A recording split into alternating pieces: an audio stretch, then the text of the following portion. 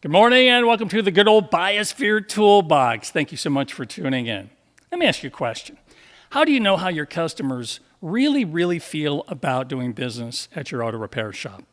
You've got Google reviews, you've got Yelp reviews, you've got what they tell you at the counter, what they tell you when you're out in the community, at church, at stores, you've got all of that. You may have some CSI set up in your shop, management system, 1 or 2 question survey. Hey, how did we do? Rate it 1 to 5, all of that.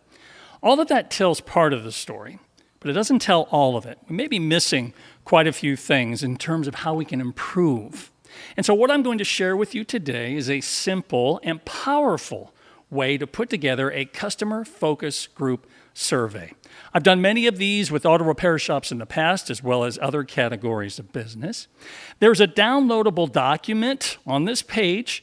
Strongly encourage you to download. It'll have example questions, some strategy stuff. In fact, I'm going to read from this a couple of ideas.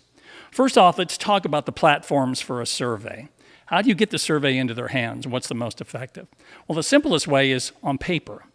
You simply print off your survey, 1 or 2 pages. Now, some people will say, Johnny, you got to keep it short. I don't believe that, especially in the days of the pandemic. People do have more time, and you want to take advantage of the fact that people are going to do the survey. You want to get this out to your best customers, your most loyal customers, those that are most willing to take the time to fill out the survey in an accurate way. And so you have to really think through who it goes to. But in terms of a paper copy of it, you can disseminate that. You can hand that out to every person who comes into your shop with a self-addressed stamped envelope, tri-fold on the back. They get to send it right back to you, and you've got a survey result. Also remember, these surveys are anonymous. No place for them to sign. Anonymity will give you greater accuracy in how people actually feel.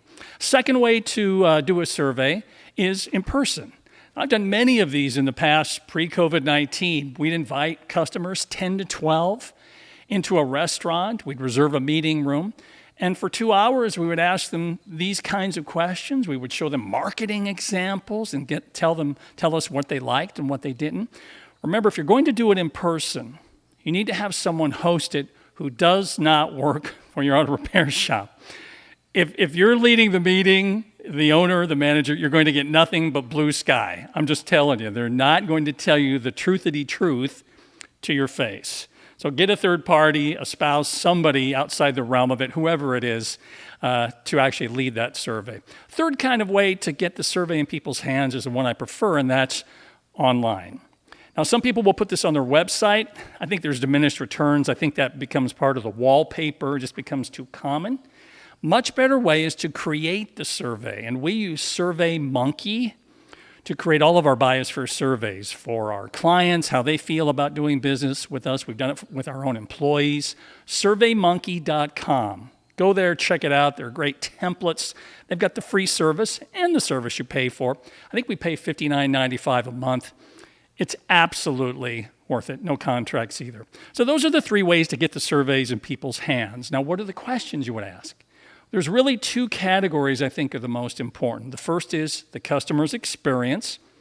All kinds of questions to ask in that realm. Let me just give you a quick example of a question you would ask. You can ask, what's the number 1 reason you come to our shop? Okay, great. Giving people options, I believe, is super important to most of these questions. In other words, they may come to your shop because it's convenient. It's right down the street. You've got convenient hours. You have free pickup and delivery. You have free cookies. The service is great. I feel safe at your shop. So forth and so on. It's okay to give them 10 to 15 options to think about. In this case, you want them to pick 1, just 1. That data will give you the most bang for your buck with that question in particular, the one reason people come to you more than any other reason. And then you can ask them to elaborate. That's an optional question. You can put parentheses, optional.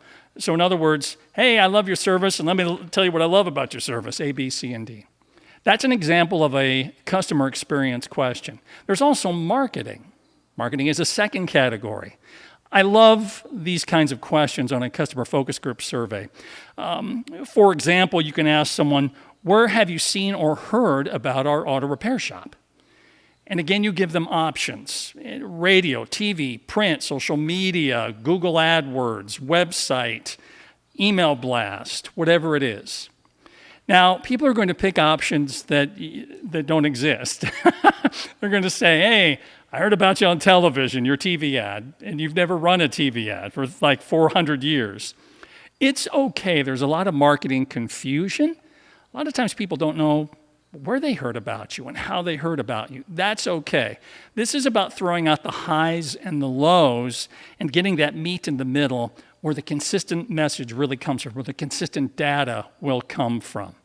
So give them all kinds of options and then look at the patterns. And then ask them to elaborate too. Please elaborate. Optional. Another great thing to offer people is examples of your mailers.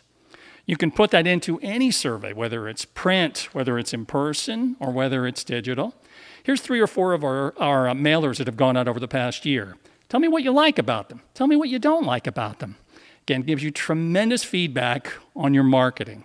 You'll love the responses you get. And through all this data, you get to go back and look at everything in your shop and begin to tweak what needs tweaked. More of this, less of that. How to build up and put on the positives on steroids. You want more of that, and mitigate the things that people may see as negatives. Again, download the document off of this toolbox and have that be a jumping off point for you creating your own simple and powerful customer focus group survey. I hope you're having a great week. I so appreciate you watching this video. If you have any questions on how to execute this, or questions on anything, how to improve customer service, employee communication, please do reach out to us. In the meantime, let's keep building something better, and let's make sure we do it the right way. See ya!